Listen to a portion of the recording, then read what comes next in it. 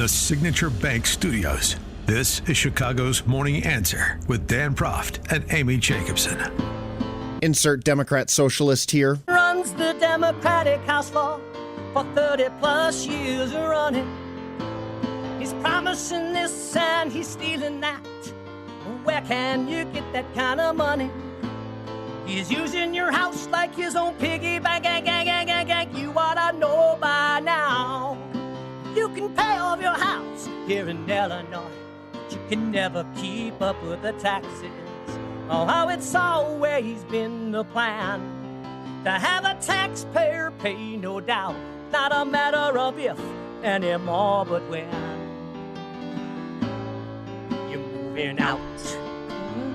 I said, when Top of the morning, out. Dan and Amy. That theme music means it's time for our weekly confab with Ted Dabrowski, president of Wirepoints, wirepoints.org, all things Illinois policy related. And we talked about the report that Wirepoints did when the IRS data was released for 2021. We talked about that, yesterday or last week? Last week, I guess. 105,000 people net left Illinois, just to refresh your recollection, because Pritzker is going to pull a Tony Blinken on you, as he has in the past, and say the opposite is true. She's going to tell you that Illinois is growing. Right, even though we lost a congressional seat, as you pointed out before. Doesn't matter. IRS data, that's unreliable, according to him. Illinois is growing, according to him. So it doesn't matter. Everything's fine here. Doesn't matter. But just in terms of the data, to share with people that have, functioning synapses, 105,000 people net left Illinois in 2021, according to IRS data. And the couple of interesting things, certainly, there's the third most in the country. I think it was second most per capita, but Ted will have those specifics. But the interesting thing, too, one of the interesting things in the data, the spread between the people coming in and the people leaving. Number one, that it's significantly more people leaving than coming in, and if you're not growing, you're dying, however slowly. Number two, the spread, 118,000 average salary going out and 74,000 average salary coming in. That $44,000 spread is and has been that spread in Illinois has been the largest in the country for some time, and I think even in Illinois, Wirepoints reported that it's the largest since at least 2000. So it's getting worse. Now, again, I know what people say. That's like less than 1% of Illinois' population. Illinois is not going to shrivel up and die. No, it's not.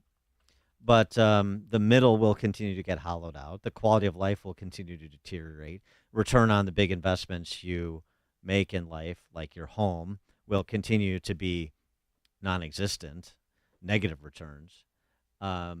And these systems, just like you see in Chicago, at differing pace around the country, will continue to disintegrate.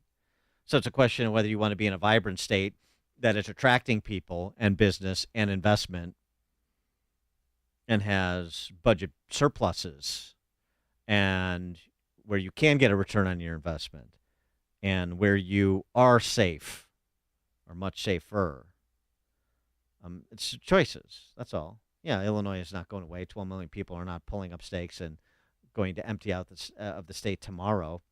But the slow and steady exodus is impactful because you're losing a lot of talented, successful, productive people. And I don't know how people watch that occur and say, no big deal. Ted Dabrowski, thanks for joining us. Appreciate it. Good morning, Dan. Good morning, Amy. Dan, just real quick, what people forget too is, they take a lot of money with them, and a lot of the analysis we're seeing is that, a lot of the wealthy people who make people who make over 200,000, which we had a record group of that bracket leave. When they take their money, we can't tax it this year, but we also can't tax it next year. And if a new group of rich guys leave, then we can't tax their money next year as well. So it just piles on top of each other. And when you do that for 20 years in a row, you are missing billions and billions of dollars that could be taxed this year alone. We would probably have something like, just in income taxes alone, another $3 billion just this year alone if we hadn't lost all these people over the last 20 years. And, $3 billion could go to pay pension payments. It could go, tax relief. It could do all kinds of things.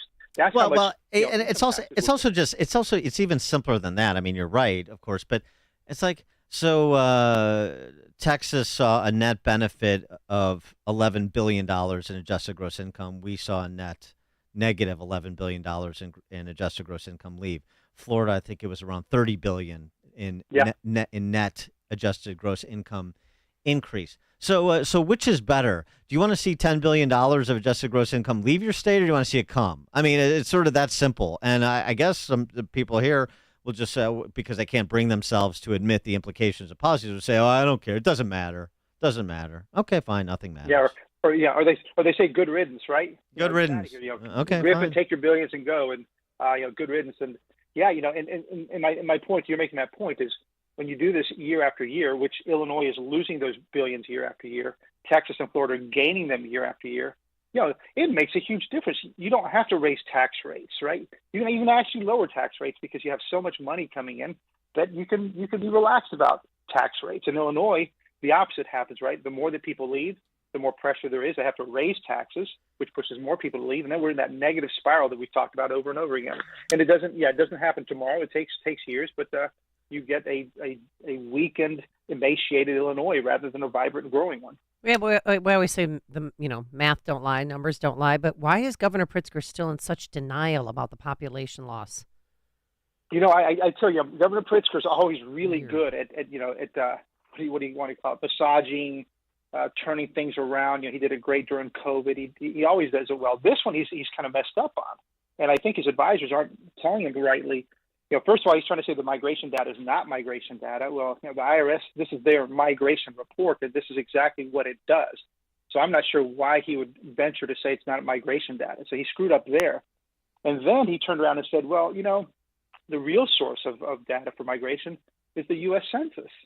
Well, the U.S. Census the last 2 years has shown over 100,000 people leaving each year, even bigger numbers than the IRS numbers. So he's a little bit messed up, but I don't know why. No, he doesn't. He's not messed up. He's not messed up. This is the Tony Blinken thing we talked about earlier, where Mike Morell's testimony implicates Anthony Blinken in the letter that was constructed to deny the Hunter Biden laptop was authentic, that it was Russian misinformation campaign, that whole thing. And Blinken's like, yeah, well, as Mike Morell said, I had nothing to do with it. Mike Morell actually said the opposite. He said he was the linchpin to it. He motivated Mike Morell to organize the letter and get all these signatories. But Tony Blinken says, yeah, well, Mike Morell's testimony exonerates me. As he said, I had nothing to do with it. 180 degrees. Yeah. But wait. It's the same thing. There's half of this population. If Pritzker says that's not real migration data, they don't do any further thinking or much less investigation. If he says I rely on the census data, he has something he relies on, and so he's got a substantiation for what he says. So it doesn't matter because people don't think in this state. Yeah, I totally agree with you. I'm just saying that usually he covers his tracks a little better. This one, he's totally botched it, and he's opened himself up. It is too easy now for others, like we've had other radio shows and some TV shows now reach out and say they want to cover this, where usually they don't cover it. We'll see how much coverage we get on this, but Pritzker's digging a bit of a hole for himself that it's a little too obvious, but we'll see. I saw that Guggenheim Partners, which is a big investment firm, I think it has about 1,000 people in the West Loop, they're teetering on getting out of here and going to Florida too, but good riddance. Yeah, good riddance. And and Dan, what scares me about talking about all this is I'd love to be wrong. I'd love to be wrong, and then suddenly everything flips. Governor Pritzker says, "Hey, I'm going to lower property taxes. I'm going to veto the Safety Act, et cetera, et cetera." It's not going to happen. And the more that we hear of, and I've talked to some people in Florida where you spend a lot of time. They're seeing more and more businesses come down there, and once this thing starts going, you lose a firm like Guggenheim. Guggenheim's been here a long time. They're a very well-established group. I don't know them personally, but again, you're talking about people that make big money and that attract big money, that attract other. There's a whole network of finance companies, traders, private equity And the more that this place becomes unhip because it's dangerous and crime is one of the things they've mentioned, reportedly. Wow, it will start a cascade. It might be slow, but it's a cascade, a big cascade or a small cascade. But that's a big loss. The other piece you wrote up about the out-migration, that's important because this is one of the canards that's bandied about. All that number just represents the graying of the population, and it's retirees that are moving to warmer climates. That's all. Yeah, so we put that out this morning because we always get that. It's they're all just old people going to Florida, and while that's true, there are older people who go to Florida. The numbers across the board. So what we did is we took the IRS data. We have the filers, what ages they are, and how much income they make, and you can break it down. And what's fascinating is the biggest losses of tax filers in the 26 to 35-year-old range. And that's a scary thing because those are the young people. That's the next group of people to make money, build families. That was the biggest loser when you look at the age brackets. And then, of course, on the other extreme, the biggest age bracket to lose is the 100,000 to 200,000 group. So, now on the one hand, we're losing our young people. On the other hand, we're losing our wealthy people. And put those. That's a double whammy. Watch out. Mm-hmm.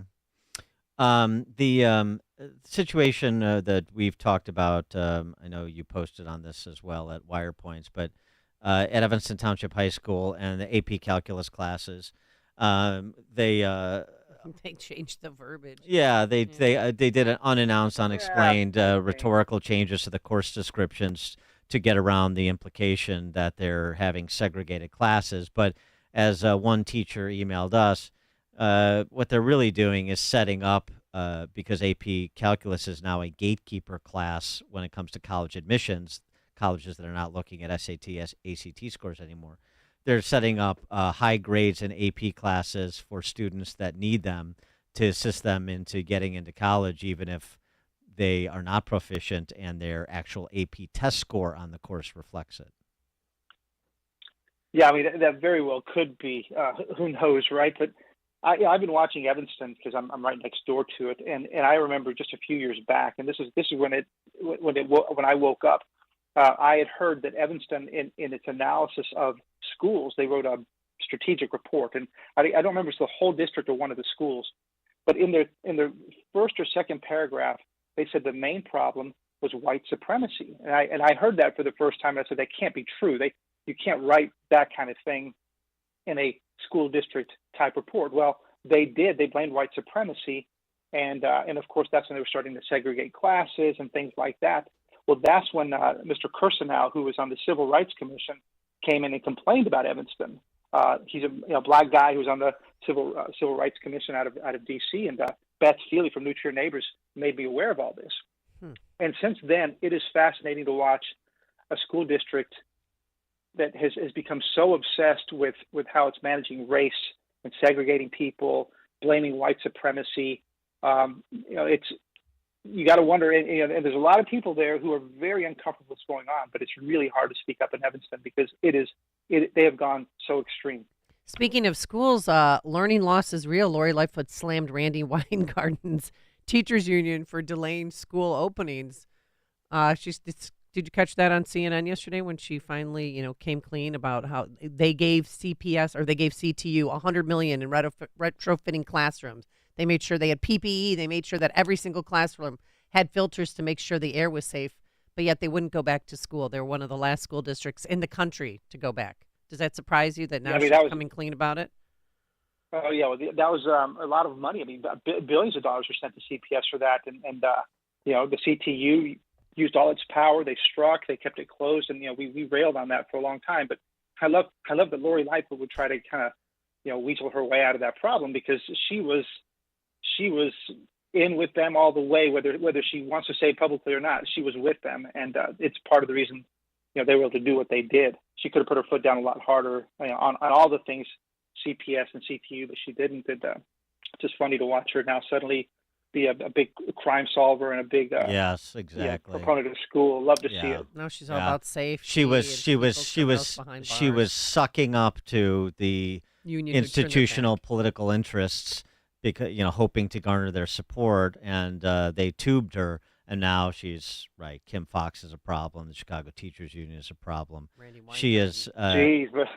She's just another, disreputable, really despicable political figure. But that's all we have here. It's not all we have. We have something worse now, right? That's what the scary part is that Brandon Johnson will make her look conservative. Well, we'll see about that. Ted Dabrowski, he's president of Wirepoints, wirepoints.org, all things Illinois policy related. Ted, thanks for joining us. Appreciate it. Thank you, guys. Thank you, and he joined us on our turnkey.pro answer line. Connect with Dan and Amy on the AM 560 The Answer mobile app. Just text the word app to 64636 to download the app today. Building owners, property managers, and chief engineers, this one's for you. Hello, this is Bruce Diedrich with Waukegan Roofing, your professional roofer.